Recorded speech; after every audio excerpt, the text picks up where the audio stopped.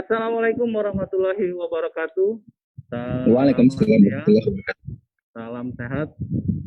Jumpa lagi. Kali ini eh, kita menggelar Festival Cengbeng. Oke, saya buka masker ya biar enak. Jadi Festival Cengbeng ini kita coba mengangkat tema tentang merawat kebinekaan. Kita tahu Bangka Belitung ini beragam suku, beragam budaya, ada agama dan sebagainya. Eh, Kali ini kita coba untuk mengundang narasumber kita, tamu kita, putra Bangka Belitung, masih muda, energik. Beliau cukup inilah ya, salah satu pemimpin perguruan tinggi terbesar di Bangka Belitung. Siapa dia? Inilah Dr. Ibrahim. Oke. Terima kasih, Mas. Selamat siang. Assalamualaikum. Waalaikumsalam warahmatullahi wabarakatuh. Terima kasih, Mas Tommy. Oke. Bang, enaknya saya panggil abang lah ya, biar enak ya. Apa panggil Boleh, bapak? panggil abang, boleh. Siap. Gimana kabar? Sehat? Alhamdulillah, Mas. Sehat luar biasa. Ini di ujung weekend. Alhamdulillah bisa beristirahat cukup banyak ini. Di 3 hari libur di ujung weekend ini. Pas pula kebetulan waktunya. Alhamdulillah. Pak Rektor, gini. Siap. Kita Bangka Pos menggelar festival Cengbeng. Kita tahu berapa hari ini puncak Cengbeng. Nah, kita tahu di Bangka Belitung ini keberagaman sangat luar biasa, baik agama, suku, ras dan agama segala macam. Nah, terus ini merupakan apa ya, semacam kekayaan Bangka Belitung dengan keberagaman budaya dan agama. Nah, Pak, dari Bang Ibrahim sendiri melihat dulu dan sekarang itu seperti apa, Pak? Keberagaman, keanekaragaman, budaya, agama segala macam yang ada di Bangka Belitung ini, Pak. Ini dari kacamata putra Bangka Belitung, dari kacamata seorang ibaratnya dari kalangan pendidikan. Seperti itu, Pak. Baik, terima kasih Mas Tommy. Terima kasih atas kesempatannya untuk diajak berdiskusi dalam Festival Cengbeng yang dikelola dan dikerjasamakan oleh teman-teman Bangka Pos. Dan tentu saja bagi umat yang merayakan kami ucapkan selamat untuk melaksanakan Cengbeng. Dan harapannya mudah-mudahan ritual ibadah, ritual keagamaan ini tidak lari dari kehidupan duniawi kita yang memang hari-hari ini kita mestinya biasanya selalu disibukkan dengan berbagai hal yang sifatnya berorientasi kepada duniawi, lalu kemudian kita harus tidak lupa bahwa kita adalah makhluk yang beragama, makhluk yang meyakini bahwa ada kehidupan kemudian yang ini menjadi nilai-nilai yang kita anut bersama. Mas Tommy dan teman-teman semua, terima kasih saya sudah diundang. Saya mungkin ingin memulai cerita sedikit. Saya kebetulan memulai pendidikan sekolah dasar saya itu di sudut selatan di Pulau Bangka, tepatnya di Bangka Selatan. Saya menyelesaikan kelas 1 sampai kelas 4. Kelas 4 itu di Desa Permis, di ujung Bangka Selatan ya, masuk Kecamatan Simpang Gedera. Nah, di Permis sendiri pengalaman saya memang waktu itu bersentuhan dengan cukup banyak teman-teman dari kalangan etnis Tionghoa. Ada yang namanya acong, macam-macam pokoknya. Dan keberagaman itu memang tumbuh dan mengakar di kalangan masyarakat kita di akar rumput. Dan alhamdulillah sampai saat ini misalnya kita masih menikmati proses keragaman dan keberagaman tersebut. Nah, mungkin pada konteks yang lebih luas ini kira-kira Mas Tommy, ada sesuatu yang barangkali mungkin Mas lagi karena bagaimanapun kita harus sampai pada satu titik bahwa ada bahaya-bahaya laten yang biasanya selalu mengintai. Kalau kita bicara tadi sebelum lebih jauh, kalau kita bicara pada konteks keberagaman kita dalam sehari-hari, saya kira memang masyarakat di Bangka Belitung memiliki sebuah warisan panjang di mana keberagaman itu menjadi urat nadi dari kehidupan sosial kemasyarakatan kita.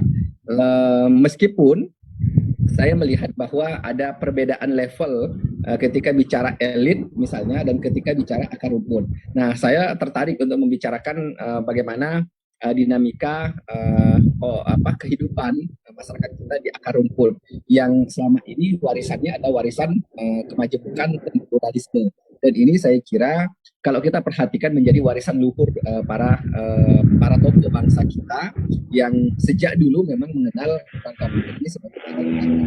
Nah, saya ingin tarik dari sisi tantangan barangkali, Mas Tommy.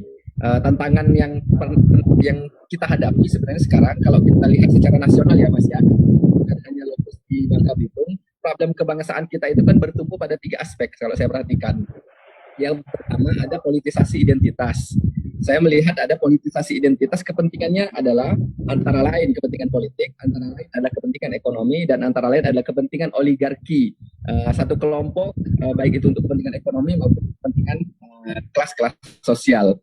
Nah, yang kedua, kita berhadapan dengan ekstremisme dan terorisme. Sekarang nggak boleh lagi kita menyebut istilah radikalisme, Mas Tommy. Jadi istilahnya bukan radikalisme lagi, tapi ekstremisme. Karena kalau radikal, teman-teman yang menganut menganut istilah, menganut paham radikal itu, meski mereka mengatakan bahwa agama kita memang mengajarkan, agama kami mengajarkan bahwa kita harus radikal dalam beragama. Nah, sehingga kata radikal ini memang kurang tepat sekarang. Yang cocok digunakan itu adalah ekstremisme dan terorisme. Nah, ada fenomena pengantin, ada fenomena yang lebih luas lagi. Saya lihat, saya baca Bangka Pos hari ini, Mas Taufik ya, pernyataan pemantik ISIS memicu munculnya fenomena lone wolf. Fenomena lone wolf itu adalah ya perjuangan dan kemudian menjadi pengantin, menjadi teroris itu dilakukan sendiri, dan terakhir kita dihadapkan dengan kondisi tersebut. Dan saya kira ini kan adalah ide-ide homogenisasi identitas yang sebenarnya melahirkan penunggalan keesaan satu identitas yang dianggap sebagai lebih superior. Nah, tantangan lainnya adalah kita melihat bahwa bully atau persekusi atas nama identitas ini menjadi persoalan penting. Nah, kalau kita tarik ide dasarnya, keragaman kita sebenarnya, bahwa perbedaan itu kan adalah sebuah keniscayaan. Saya melihat beberapa fakta yang tidak terhindarkan. Kan kita tidak bisa nih, Mas Tommy, memaksa diri satunya sawo matang. Kita tidak bisa menghindari fakta identitas bahwa kita matanya satu sipit, satunya belok misalnya. Ini adalah sesuatu yang tidak bisa diperdebatkan. Nah, bicara soal identitas, saya melihat bahwa siapapun yang masih berbicara identitas dalam konteks keseharian itu sebenarnya masih mempraktikkan apa yang saya sebut dengan primitif. Kehidupan primitif itu masih mengandalkan kelas-kelas sosial, masih mengandalkan kelas-kelas identitas tertentu. Dan sejarah panjang kita bangsa Indonesia, kalau kita lihat adalah sejarah panjang negosiasi identitas. Lahirnya Indonesia, lahirnya Piagam Jakarta, lahirnya deklarasi untuk mendirikan bangsa kita itu adalah hasil negosiasi identitas antara berbagai kalangan. Maka Piagam Jakarta misalnya kita melihat ada penghapusan frasa yang itu menginginkan bahwa semua identitas itu lebur dalam satu identitas bersama nasionalisme. Kemudian ide native people misalnya, ada pertanyaan misalnya Mas Tommy, ini terkait dengan siapa sih sebenarnya penduduk asli, siapa sih sebenarnya native people-nya, original people-nya, local people-nya. Nah, ini siapa sebenarnya? Ini kan ada pertanyaan yang sebenarnya kalau kita lihat runtutan sejarahnya itu berkaitan dengan irisan panjang yang tidak bisa diambil titik tengah dan titik simpulnya. Misalnya di beberapa tempat kita lihat yang lebih besar lah, misalnya Amerika Serikat. Amerika Serikat itu punya pengalaman misalnya ekspansif kaum kulit putih terhadap warga Indian misalnya. Kita lihat Australia, di sana sebenarnya native people-nya adalah misalnya aborigin, dan banyak bangsa-bangsa lain yang kemudian saling bertukar kebudayaan, saling bertukar pengalaman, lalu kemudian bertukar orang-orang, dan kemudian terjadilah proses irisan kebudayaan-kebudayaan yang itu sebenarnya kalau kita lihat lagi ujungnya, itu kita sedang tidak bicara sebenarnya siapa asli dan tidak. Tetapi saya melihat bahwa kita punya persoalan berkenaan dengan bahwa persoalan ini adalah bukan soal originalitas, tetapi kita bicara bahwa bagaimana kontribusi kita pada satu aspek. Nah, saya melihat itu bahwa di Bangka Belitung irisan-irisan debat-debat tentang native people atau original people dan lain sebagainya itu sebenarnya menjadi tidak penting ketika keberagaman itu bisa kita jahit bersama, ketika kesamaan itu bisa kita cari titik-titik persamaannya. Karena kalau perbedaan itu sudah keniscayaan, perbedaan itu pasti, dan perbedaan itu bagi kita umat Muslim itu adalah sebuah rahmat. Perbedaan itu bukan untuk dibesar-besarkan, kemudian dicari akar persoalannya. Nah, konflik itu justru merusak sosial, ekonomi, politik, dan budaya kita. Karena itu kalau kita terus-menerus berbicara soal pentingnya mengagungkan superioritas identitas tertentu, maka bahayanya adalah akan muncul konflik. Ketika kemudian muncul konflik, maka bahaya berikutnya adalah bahwa instabilitas akan terjadi. Ketika instabilitas itu terjadi, maka kita melihat dia adalah kemunduran. Karena kemudian kita hampir lihat semua konflik itu pasti merugikan berbagai pihak. Pemerintah dirugikan, masyarakat sendiri yang berkonflik itu dirugikan, karena mereka mengalami setback, posisi mundur ke belakang. Nah, kemajuan itu membutuhkan stabilitas, membutuhkan kematangan berpikir. Dan pada akhirnya, Mas Tommy, saya melihat bahwa kita harus sampai pada satu titik bahwa kita ini adalah native people, original people untuk satu warga yang bernama dunia. Nah, ini yang menurut saya sedang kita diskusikan dan menjadi PR kita bersama. Menghadapi persoalan problematika kebangsaan itu tidak bisa tidak bahwa harus memperkuat kematangan kita dan kebijaksanaan kita untuk memaklumi perbedaan. Itu sebagai kata kunci, Mas, saya kira. Oke, izin Bang Ibrahim, saya Adi, Bang. Jadi gini, Bang. Siap. Jadi gini, Bang. Tadi ada yang menarik sebetulnya yang disampaikan Bang Ibrahim tadi. Misal ada tadi semacam akar rumput dan politik, Bang Ibrahim. Kita tataran akar rumputnya seperti apa sih, Bang? Kita sebetulnya kalau di akar rumput kayaknya biasa-biasa saja, tapi di tataran politik kadang-kadang sering jadi pemantik, jadi pemantik, apalagi menjelang pilkada itu tetap. Nah, di Bangka Belitung sendiri, Bang Ibrahim melihatnya seperti apa ketika akar rumputnya berjalan harmonis, tapi ketika ada momen politik itu menjadi ada bergejolak lah. Itu ya, baik. Politik apa? Ya seperti itu, Bang. Politik apa seperti itu gitu, Bang? Ya, memang gini. Kalau saya melihat, Bang Adi, jadi dalam konteks politik ini yang disebut dengan begini, ada kebutuhan untuk menjamah. Saya menyebutnya istilah menjamah. Ada kebutuhan untuk menjamah suara-suara berbasis identitas ketika seseorang itu sebenarnya tidak yakin dengan identitas, dengan kapasitasnya. Saya melihat itu. Jadi saya melihat bahwa instrumentasi identitas itu kemudian laku ketika seseorang menginstrumentasinya. Jadi kalau kita lihat dalam politik identitas itu kan ada instrumentasi identitas, lalu kemudian ada ada primordialisme identitas, ada konstruksi identitas yang dimainkan. Nah, saya melihat watak politik itu memang adalah watak yang selalu mencari celah-celah dalam konteks atau dalam upaya untuk mendorong pengakumulasi suara.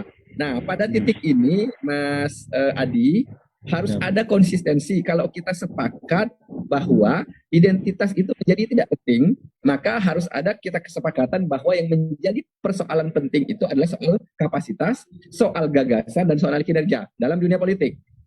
Artinya, semua saya melihat bahwa kalau demokrasi kita masih berbasis identitas, menurut saya itu demokrasi primitif sebenarnya. Kalau pilkadanya masih berbasis identitas, berarti pilkadanya masih primitif. Karena itu yang diperjualbelikan, yang dikontestasikan, yang dinarasikan itu mestinya adalah gagasan, visi, dan misi. Itu yang sebenarnya dipersoalkan. Nah, apakah kemudian di akar rumput? Bagaimana di akar rumput? Saya melihat Bangka Belitung kan punya sejarah yang cukup panjang. Sejak dulu sebenarnya, jauh sebelum fenomena Ahok misalnya di Belitung Timur menjadi bupati, sebetulnya kan sudah ada politisi-politisi kita yang sebenarnya juga ikut berjuang dari kalangan teman-teman etnis Tionghoa. Ada misalnya Bang Rudianto Chen yang saya tahu sejak awal memang sudah menjadi bagian dari dunia politik elektoral di kita. Nah, lalu fenomena Ahok misalnya, lalu fenomena diteruskan Basuri Cahayapurnama, lalu kemudian ada Markus Bangka Barat, lalu kemudian Bang Ishak Merobi di Belitung. Lalu kemudian di pemilihan DPD, di pemilihan DPR RI. Nah, saya melihat bahwa kok menjadi tidak penting ya kita ketika bicara identitas. Yang paling penting itu adalah soal kapasitas. Nah, saya tuh sebenarnya ingin mengajak teman-teman kita semua konsisten. Jadi kalangan katakanlah misalnya teman-teman dari berbagai identitas itu juga harus mempraktikkan lelakon yang sama.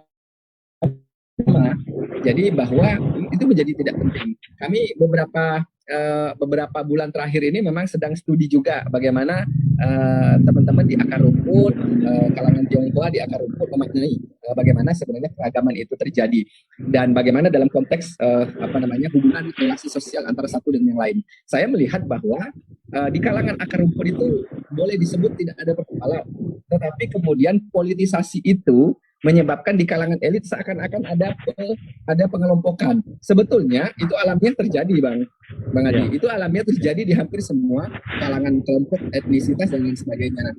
Pelan-pelan ini yang harus kita iris. Pelan-pelan ini harus kita buang. Bagaimana pengelompokan identitas di dalam dunia politik elektoral itu kemudian tidak laku dijual di dalam politik, di dalam pemilihan. Ini yang saya kira. Nah, Bangka Belitung punya PR besar dan saya kira menjadi role model dalam pengembangan relasi sosial antar etnis di daerah lain, terutama kaitannya dengan etnis Tionghoa. Dan saya melihat misalnya ketika fenomena Ahok kan kemudian tidak berhenti, tetapi ada juga kondisi nih, Bang Adi, saya melihat juga ada yang memang teman-teman yang membawa identitas Tionghoa lalu kemudian masuk dunia politik elektoral juga nggak terpilih. Jadi kalau begitu maka originalitas politik of ethnicity-nya dari Tionghoa kemudian menjadi jamak pada semua kalangan, menjadi umum sekali. Jadi saya kira tidak menjadi unik dan memang keunikan itu mestinya dalam dunia politik itu tidak ada karena sesungguhnya sebenarnya kapasitas yang dikontestasikan ini yang saya kira menarik. Nah, pengalaman kita kan hampir tidak ada konflik yang berbasis identitas etnis yang melibatkan kepentingan tertentu. Saya kok optimis ya Mas ya bahwa politik identitas itu pelan-pelan bisa kita minimalisir, bisa kita kurangi dengan semakin menyadarinya kita bahwa sesama etnis saja kalau dia tidak misalnya memiliki kapasitas, ngapain harus dipertahankan.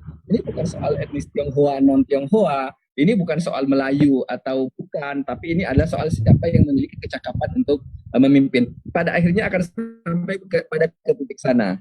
Nah, di politik elit, kalangan elit menurut saya memang ada pengelompokan itu, tapi di akar rumput saya melihat bahwa hubungan itu tidak rusak, hubungan itu tidak cair. Kami misalnya teman-teman kemarin sempat waktu lalu diskusi panjang dengan teman-teman di Trubus di Bangka Tengah. Saya mencoba nanya, ini kira-kira ada nggak teman-teman yang orientasi tertarik di dalam dunia politik? Memang mereka melihat bahwa ketertarikan dalam dunia politik itu memang mulai muncul di kalangan teman-teman Tionghoa yang menengah ke bawah. Dan menurut saya, menengah artinya kelas milenial lah ya, milenial kemudian generasi Z, itu mulai ada ketertarikan ke sana. Nah, ini kan adalah hasil metamorfosa ketika dulu misalnya Tionghoa ditarik jauh atau tidak masuk dalam ranah politik, tetapi hanya bergulat pada ranah ekonomi dan kemudian sosial budayanya juga dicerabut sedemikian rupa di masa Orde Baru sehingga ada homogenisasi nasionalisme pada masa itu yang kecenderungan tidak memberikan ruang maksimal kepada teman-teman di kalangan etnis Tionghoa. Nah, saya melihat bahwa apa yang terjadi di etnis tertentu itu juga mulai terjadi di etnis Tionghoa, juga terjadi di tempat lain, termasuk elit juga misalnya. Ya, di semua elit mereka selalu berusaha menginstrumentasi identitas kan. Nah, PR kita adalah bagaimana identitas itu kemudian bisa dikurangi dan kemudian kita berlomba dalam konteks gagasan.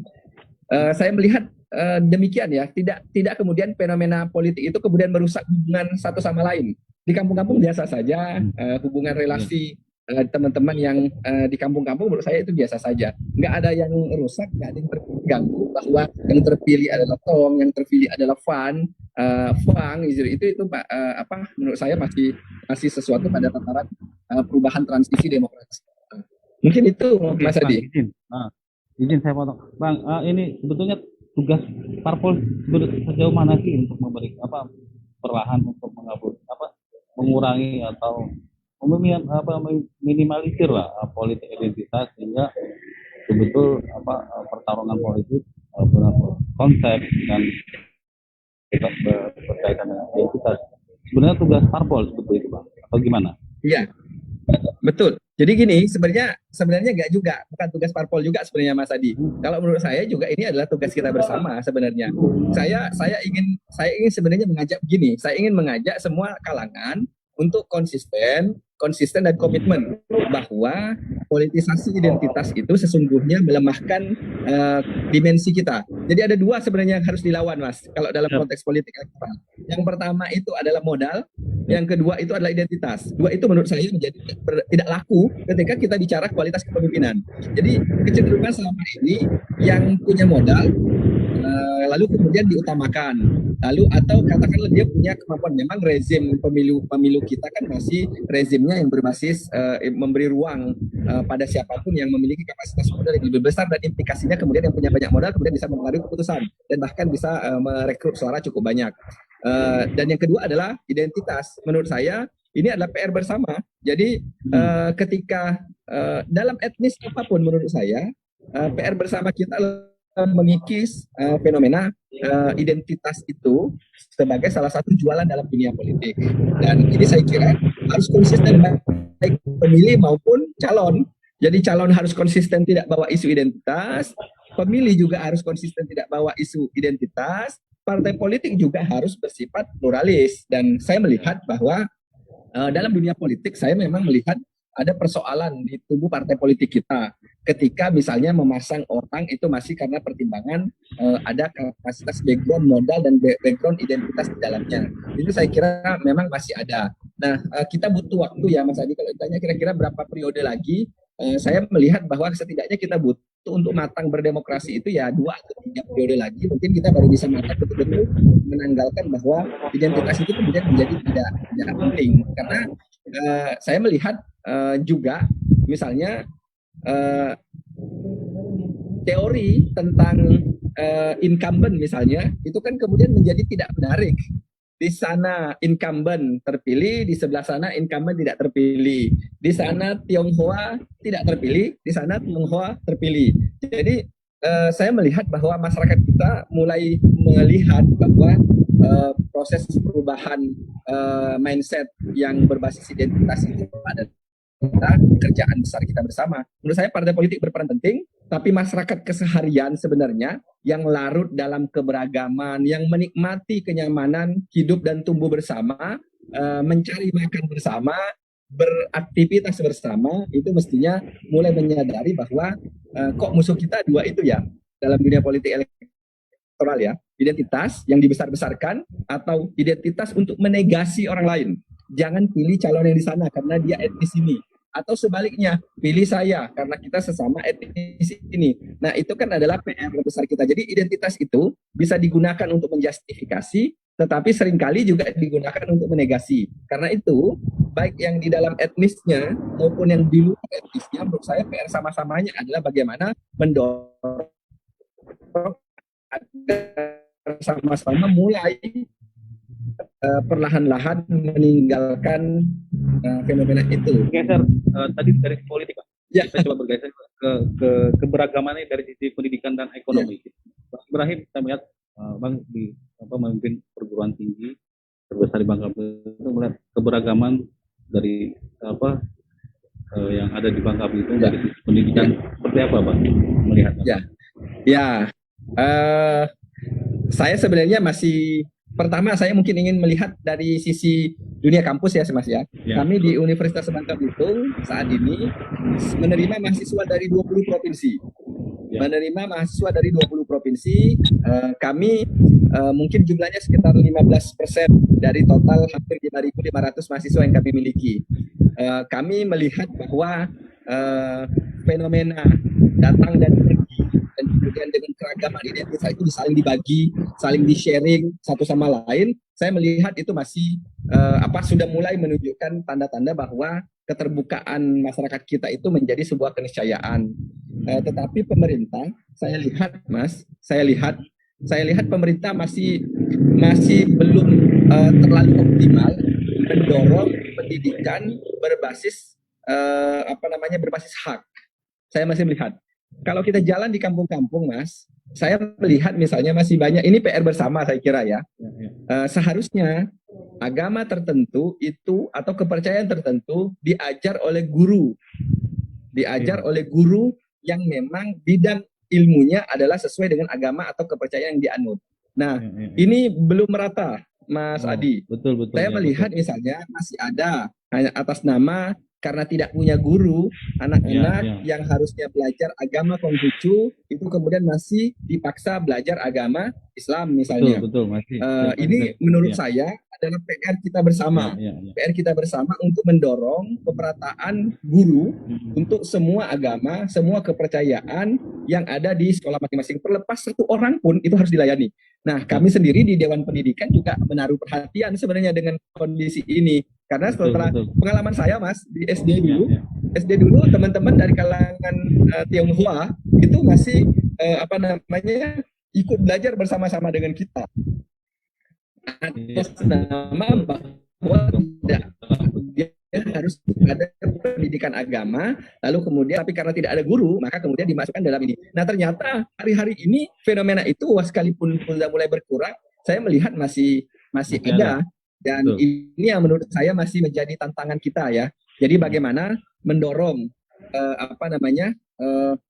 pemenuhan hak masing-masing itu kepada anak-anak kita. PR kita dinas pendidikan, PR kita sekolah, PR kita pemerintah itu adalah bagaimana memberikan dan benar-benar menyediakan guru itu berbasis sesuai dengan identitas agamanya. Jadi tidak ada semacam pemaksaan hanya karena merasa tidak ada guru. Itu satu, Mas, yang saya amati. Yang kedua, saya melihat bahwa nasionalisme itu harus ditanamkan sejak dini. Komitmen kebangsaan itu harus ditanamkan sejak dini. Kita melihat fenomena-fenomena bahwa misalnya akseptabilitas anak-anak hari ini ribut. Ada teman-teman yang di sekolah itu kemudian bikin video bahwa bilang tolong bebaskan Habib Rizik Syihab misalnya di salah satu sekolah di Sumatera. Nah, ini kan fenomena bagaimana kita mengajarkan menurut saya kondisi nasionalisme ini sejak dini, dan ini menjadi PR bersama. Pendidikan karakter nasionalisme sejak dini, memperkuat kewargaan di kalangan anak didik itu menurut saya menjadi PR kita penting. Kalau anak-anak kecil sudah dia belajar menegasi karena identitasnya, maka kita punya PR besar beberapa puluh tahun yang akan datang. Nah, konsep Indonesia menurut saya ada satu hal bahwa Indonesia Raya ini harus dikembalikan kepada hitohnya ya. Jadi kita menyanyikan lagu Indonesia Raya. Berarti kita harus merayakan keindonesiaan kita. Keindonesiaan kita itu adalah kebinekaan, keindonesiaan kita itu adalah kemajemukan dan pluralitas ada di sana.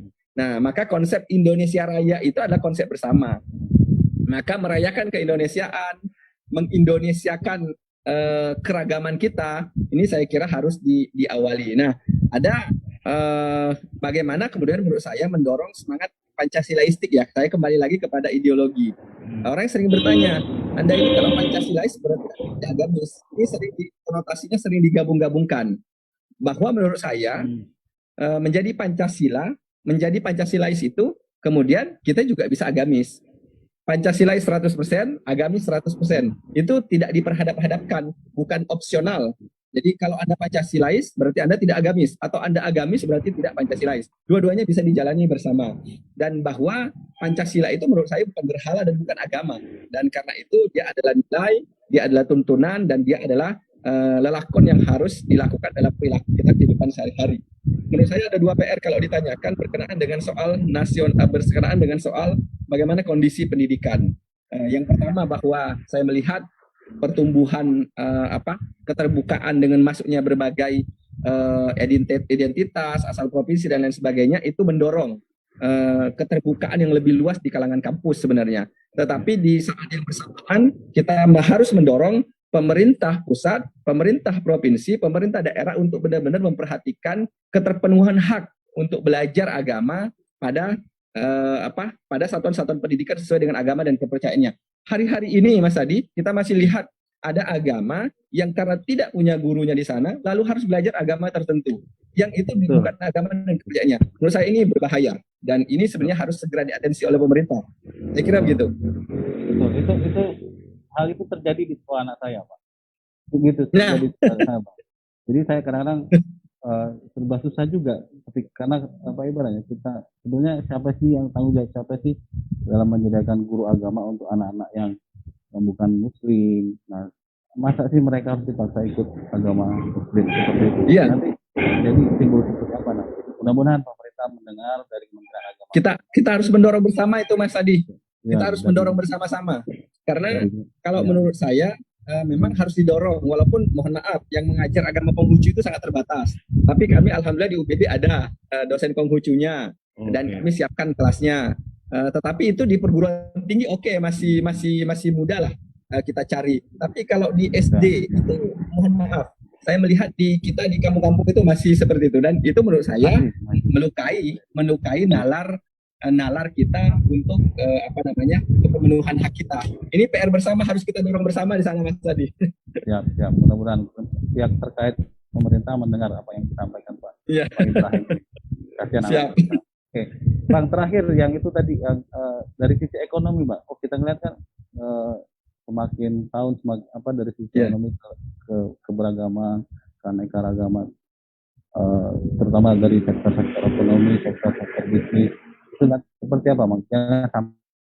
Sampai sebenarnya istilahnya yang ini makin kaya, mereka ini makin terhimpit seperti itu, Bang, dengan kondisi yang sekarang ini, Bang.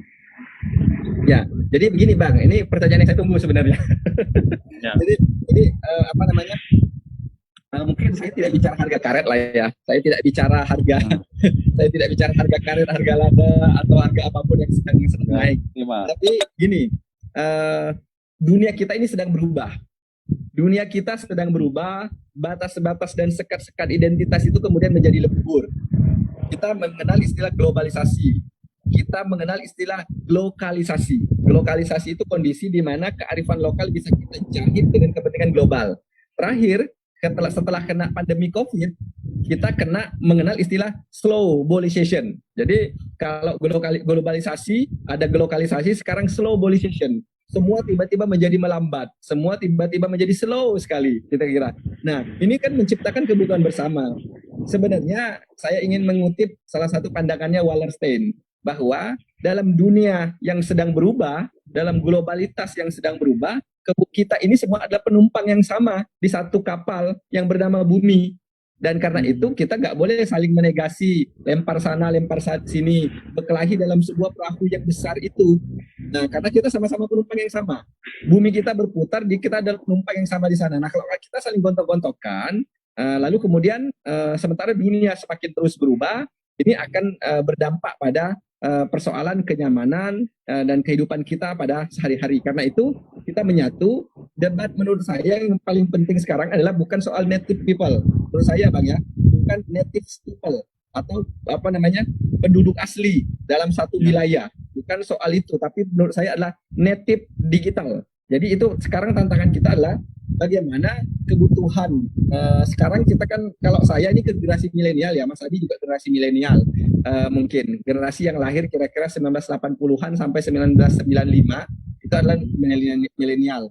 Anak-anak kita kalau kita perhatikan statistik itu 27%-nya generasi Z yang umurnya kira-kira 25 sampai 30 tahun. Nah, mereka itu adalah digital native ya, native digital, penduduk asli digital. Nah, sementara kita adalah imigran digital sebenarnya. Nah, saya melihat bahwa PR kita adalah bagaimana merespon secara cepat perubahan digital itu kaitannya dengan kondisi ekonomi kita.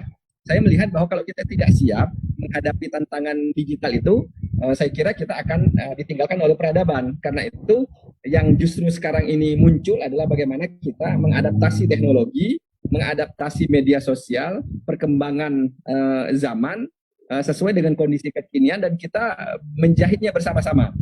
Kita boleh berbeda. Saya melihat bahwa kita berbeda identitas. Tapi apakah identitas itu masih penting di tengah dunia yang terus berubah? Ketika orang lain misalnya orang lain sudah bicara ke bulan, bagaimana caranya membuat matahari buatan misalnya gitu ya. Kok kita masih sibuk bertanya, Anda ini etnis apa? Anda suku apa? Anda dari mana? Dan lain sebagainya. Nah, persoalan-persoalan itu menurut saya akan menghambat. Karena itu konsepnya sekarang menurut saya, bagaimana ide native digital ini atau digitalisasi teknologi ini kemudian kita arahkan menjadi produktif dengan menyingkirkan sekat-sekat itu. Jadi menurut saya dalam kondisi ini maka stabilitas itu menjadi penting. Stabilitas itu menjadi penting karena kalau kita perhatikan negara, ekonomi suatu bangsa itu tidak sulit untuk bergerak kalau kondisi kondisi ekonominya sudah bergerak. Kalau seandainya konflik itu terus muncul, apalagi kalau misalnya saling mengintai, saling mencurigai, terorisme dan ekstremisme, ini saya kira menjadi tantangan ke depan. Saya sih ingin mengajak bahwa ya kalau ekonomi kita mau tumbuh maka masyarakat kita harus tenang. Kalau ekonomi kita mau tumbuh masyarakat kita harus stabil, dan stabilitas dan ketenangan itu menurut saya harganya adalah bahwa saling menegasi perbedaan, lalu kemudian kita saling merasa bahwa kita boleh berbeda, tapi kita dijahit oleh satu gagasan yang sama, itu gagasan kemanusiaan. Saya kira dengan kondisi itu, maka kita menyadari bahwa kita perlu bergandengan tangan dan tidak saling untuk menyalahkan. Bahwa koruptor, bahwa pengusaha curang, kriminal, itu ada di semua etnis, Bang. Ada di semua etnis. Jadi yang curang, yang pelico, itu semuanya ada. Jadi nggak bisa disebut ini pelico. Enggak, itu bukan milik satu kaum atau satu etnis. Setiap etnis itu ada. Nah, tugas kita sekarang bicara adalah bagaimana yang nggak benar-benar itu kita singkirkan dan kita bergandengan tangan. Menurut saya itu, Mas, tantangan kita ke depan. Bagaimana mengadaptasi perubahan cepat yang begitu cepat berubah, sementara kalau kita tidak mau berubah, ya kita akan menjadi objek dari perubahan itu. Saya kira mungkin itu, Mas Adi. Kita berarti, oke, Bang Ibrahim, terima kasih Bang. Siap. Jadi terakhir ada closing statement Bang berkaitan dengan Cengbeng, keanekaragaman suku bangsa agama di Bangka Belitung dan cara merawatnya. Mungkin ada semacam saran dari Bang Ibrahim kepada para pemimpin ada di Bangka Belitung dalam hal menjaga merawat kebinekaan di Bangka Belitung. Iya, jadi begini, kalau menjadi tokoh agama, menjadi tokoh sosial, maka dia akan punya banyak pengikut.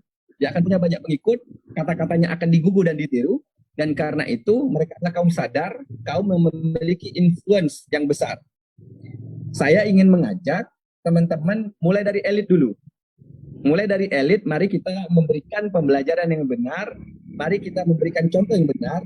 Kalau mau berdakwah, berdakwahlah secara secara objektif, dan jangan berdakwah secara provokatif.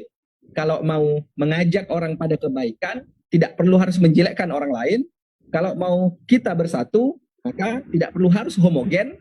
Dan saya melihat bahwa tugas kalangan pemuka agama, tugas kalangan pemuka masyarakat, para tokoh agama, para tokoh adat itu adalah meyakinkan bahwa mulai dari mereka dulu, bagaimana kemudian semangat atau spirit keberagaman itu harus dimulai. Kalau tokoh kita kemudian sama-sama mewartakan provokasi, mewartakan perbedaan, maka yakinlah di bawah akan mengalami goncangan, dan kemudian kemungkinan akan mengalami pengaruh. Karena itu saya ingin mulai dari level elit dulu.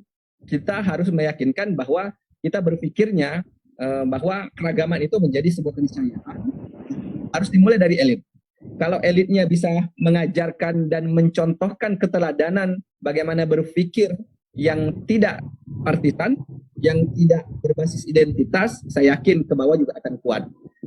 Elit politik terutama harus hati-hati ketika menarasikan identitas supaya tidak memecah belah hanya karena kepentingan satu kursi.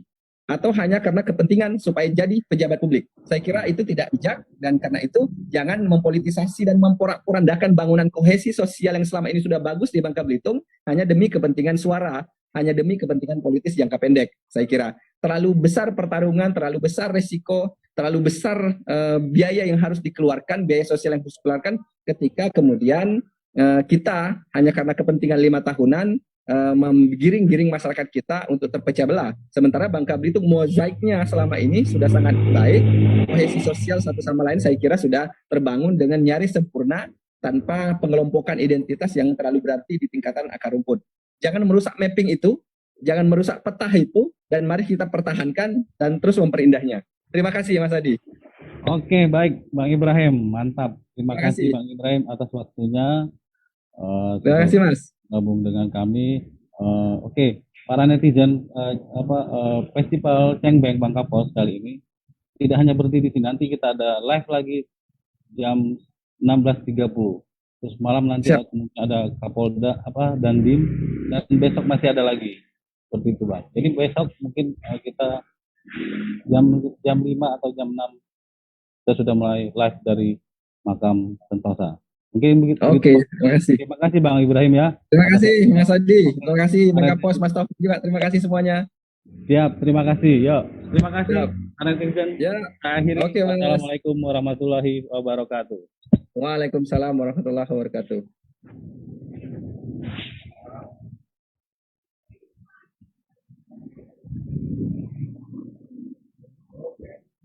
Sip.